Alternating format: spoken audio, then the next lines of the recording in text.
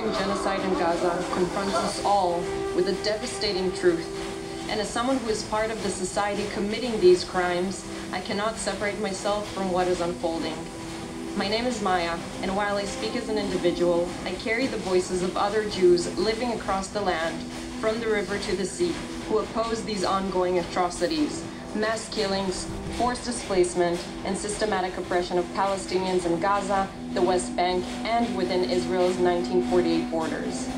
I was raised in a hyper-militarized culture that taught me to see violence as normal and oppression as security. At times, the shame, anger, and grief leave me speechless. But silence is not an option. In a world where never again is repeated without meaning, our moral obligation is clear.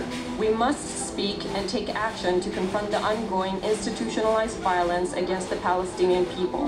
As director of Zechot, an organization committed to exposing the ongoing Nakba in Hebrew and advocating for the Palestinian right of return, as well as promoting accountability among the Jews in Israel, I recognize it's a lifelong process to confront painful truths and unlearn Zionism.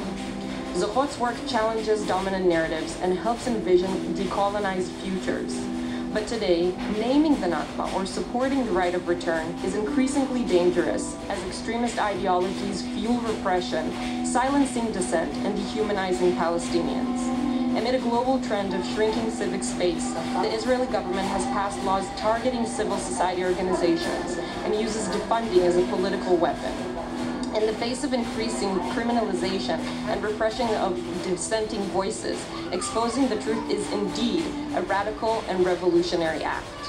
And this truth begins with the Nakba. Remembering the Nakba is not merely a historical reflection, it's a key to understanding the catastrophe unfolding in Gaza today. This is not a rupture from the past, it is its continuation.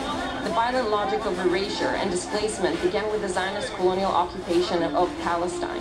In 1948, over 750,000 Palestinians were forcibly displaced and more than 600 villages destroyed. The atrocities included massacres, instances of rape, looting, as well as the systematic destruction of homes and forced expulsion.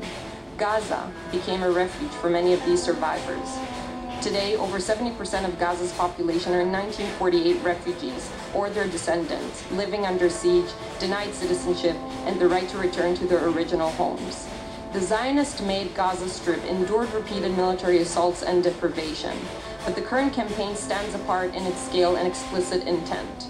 Israeli officials themselves have referred to it as Gaza Nakba 2023, underscoring the continuity between the Nakba 48 and today's mass displacement.